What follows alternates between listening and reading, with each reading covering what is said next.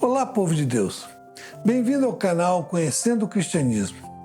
Estamos no primeiro ciclo de estudos de até 20 minutos, às vezes um pouquinho mais, como é a proposta do canal, tratando sobre as doutrinas básicas do cristianismo, com foco em novos convertidos e qualquer crente que deseje relembrar conceitos importantes. Hoje vamos tratar de um assunto que não agrada a muita gente e outros que até negam: os pecados dentro da igreja. Eu sou William Pereira, apenas um cristão cumprindo o seu chamado.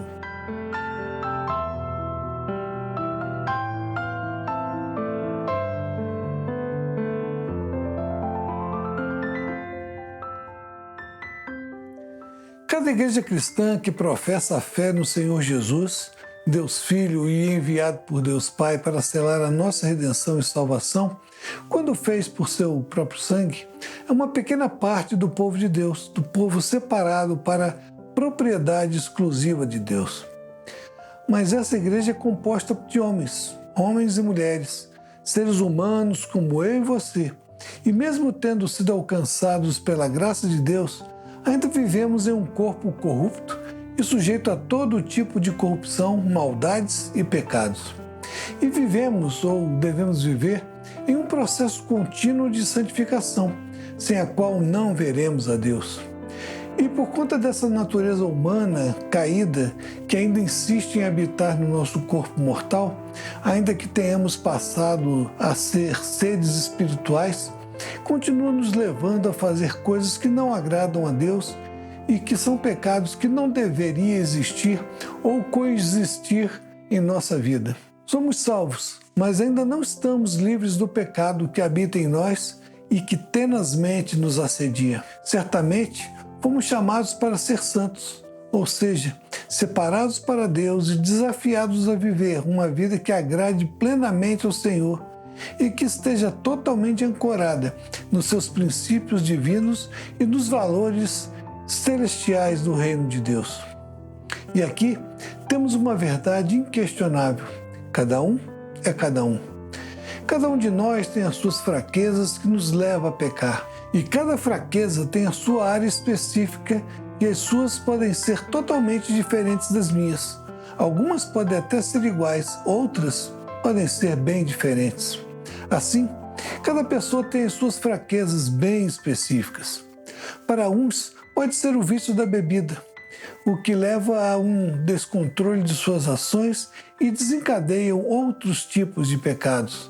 Para outros, pode ser o desejo lascivo da impureza sexual, que pode levar à prostituição e à infidelidade conjugal. Para outros, o desejo incontrolável de roubar, que pode levar a matar alguém por alguns míseros dinheiros.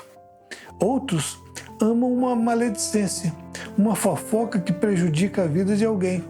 Outros ainda acham que a mentira é algo normal e muitas vezes perdem o senso do que é realidade, do que é mentira, e prejudicam a si e a outros. São tantos pecados e de tantos tipos diferentes que não dá para ficarmos enumerando.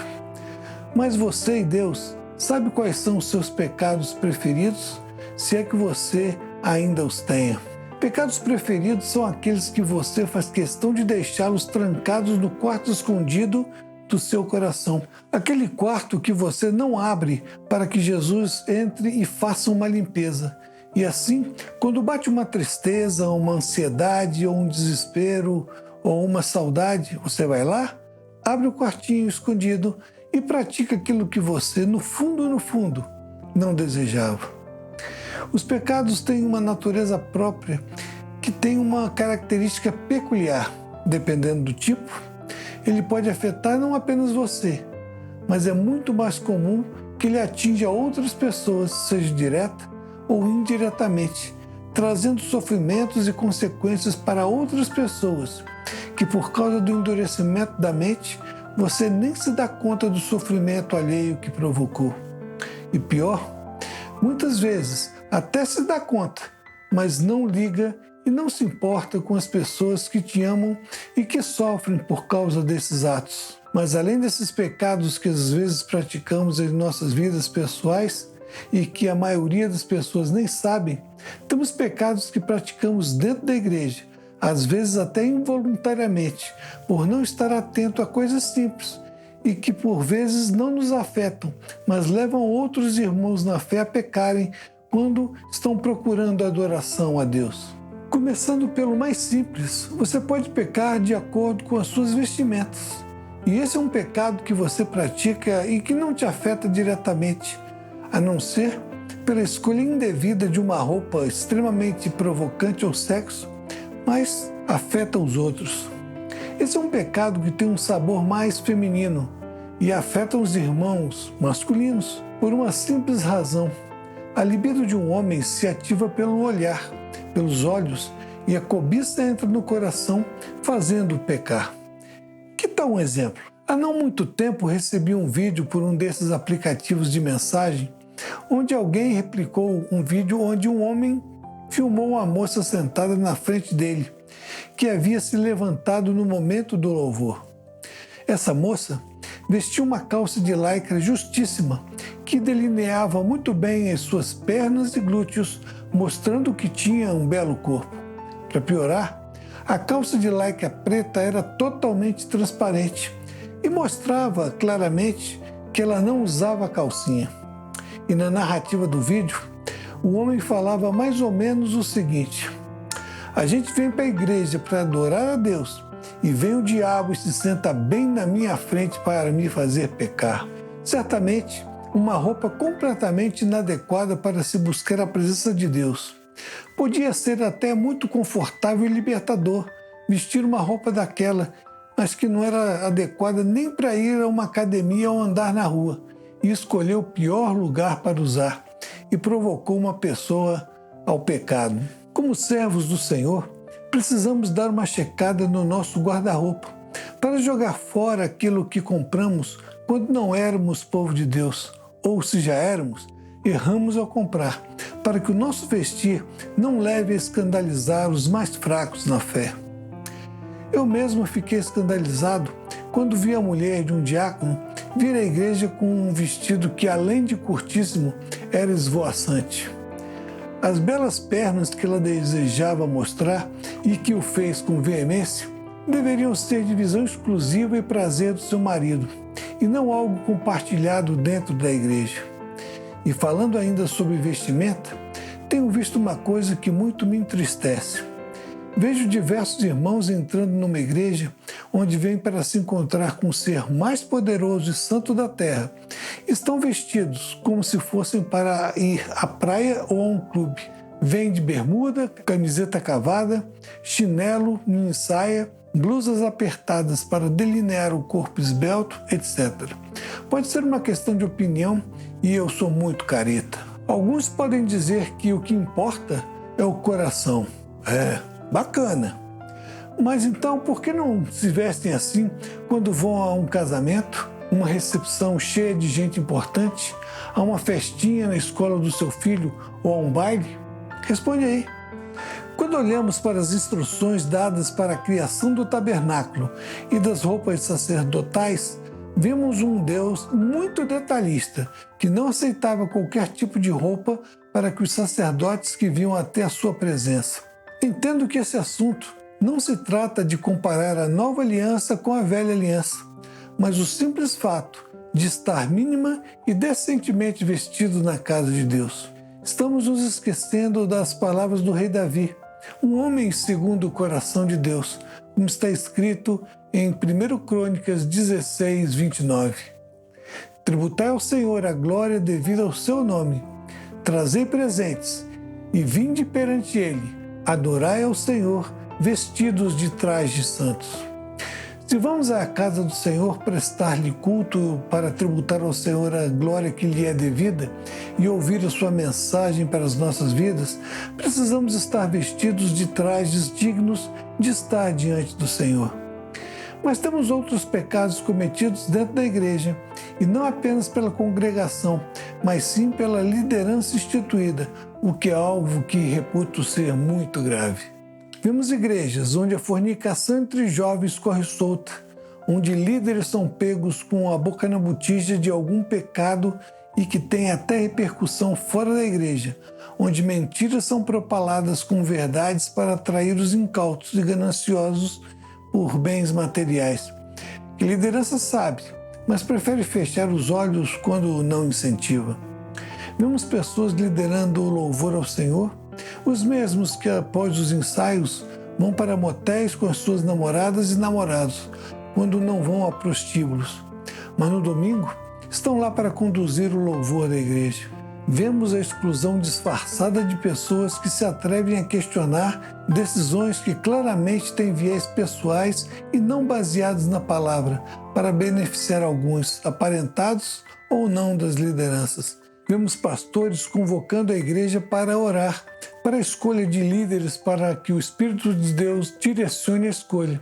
Mas, por trás, ligam para pessoas para pedir que não votem nele ou naquele candidato, ou que votem nesse outro que mais lhe agrada, e que não vão atrapalhar os seus planos. Alguns querem fazer da igreja com domínio particular, como se fosse sua própria empresa ou propriedade, colocando a serviço da igreja parentes e aparentados em detrimento de uma escolha livre da Assembleia e constrangendo os demais líderes a aceitar as suas indicações e se esquecem de que Deus é o vingador.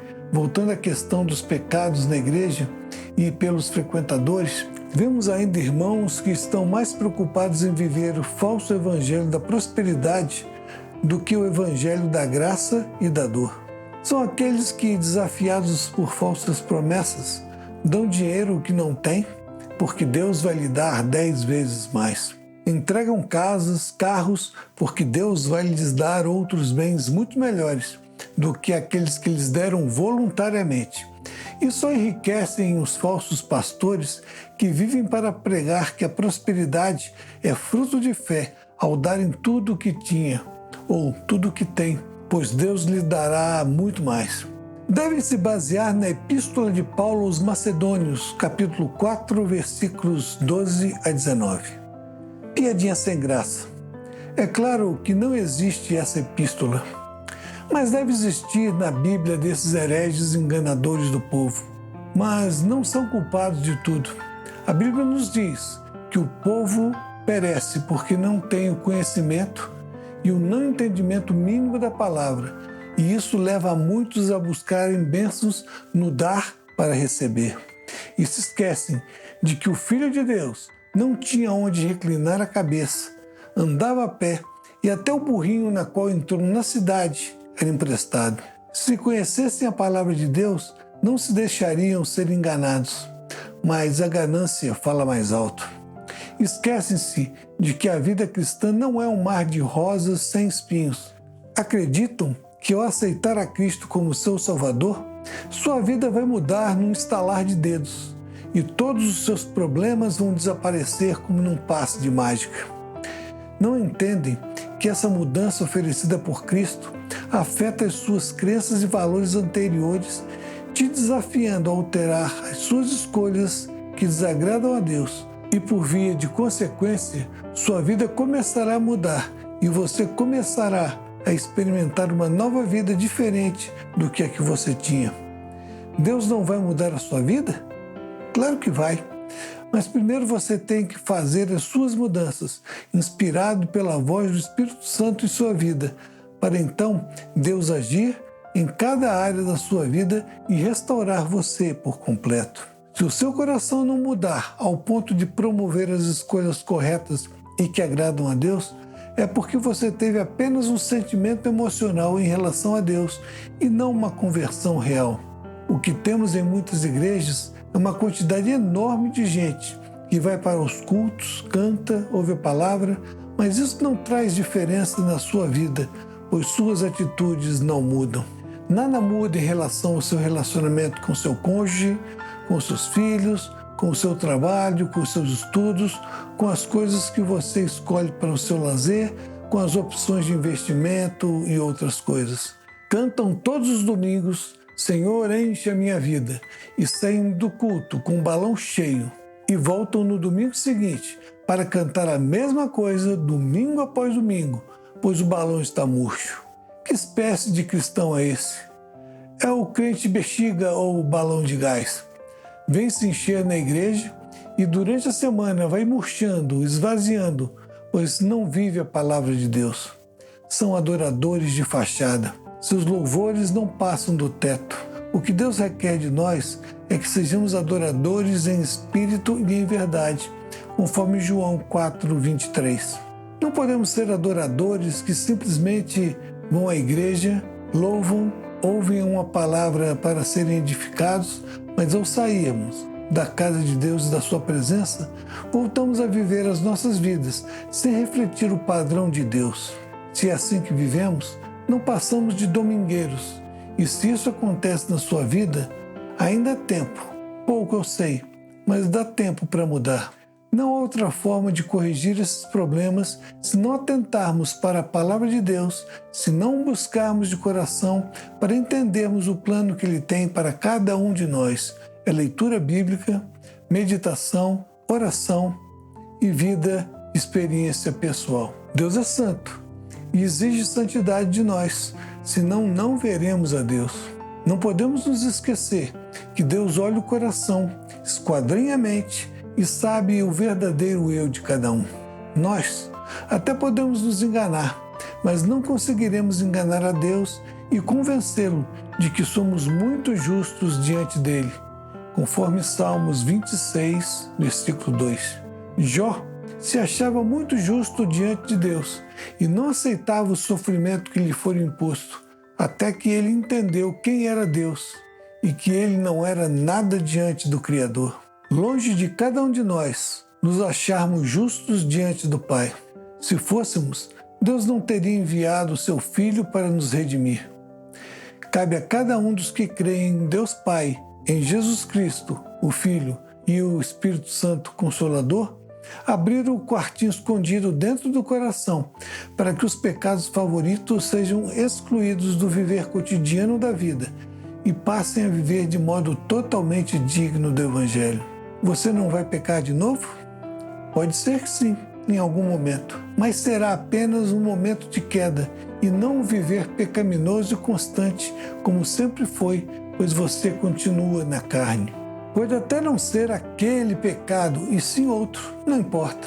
O que você precisará fazer é confessar, pedir misericórdia e perdão e, com a certeza de ter sido perdoado, levantar-se para não continuar prostrado. E quantas vezes você cair, em todas você deve voltar ao Senhor, porque Ele é misericordioso e benigno e disposto a perdoar você se você buscá-lo de todo o coração. Então, cada um de nós de per si deve reconhecer que pecado está cometendo dentro da igreja do Senhor, clamar por misericórdia e o perdão de Deus, porque o arrependimento não é só a tristeza pelo pecado, fruto da ação do Espírito Santo na nossa vida. Não adianta ficar triste e até chorar de remorso diante do Senhor e pedir o perdão de Deus. Se você se entristece, chora e pede perdão, mas continua praticando o pecado, isso não é arrependimento. Arrependimento pelo pecado é o deixar de praticá-lo, é fazer com que ele seja uma total exceção que nunca mais você deveria praticar. Então, cabe a cada um de nós zelar para que os pecados que praticamos na igreja sumam de uma vez por todas, vigiando para que não seja um cisco no teu olho antes de retirado do teu próximo. Não se trata de ficar vigiando a vida alheia, vigie a sua. Mas se você ver um irmão em perigo de pecado, sua obrigação é ajudar, em particular, e você ganhará um amigo. Se você ver um irmão ou irmã vestido inadequadamente dentro ou fora da igreja, se você sabe sobre um pecado que assedia um irmão e sobre o qual ele não está tendo força, chame-o de lado e exorte sobre o problema e deixe que o Espírito trate a questão no coração dele ou dela. Se existe algo errado na liderança, contate o seu pastor ou líder e o exorte na palavra de Deus.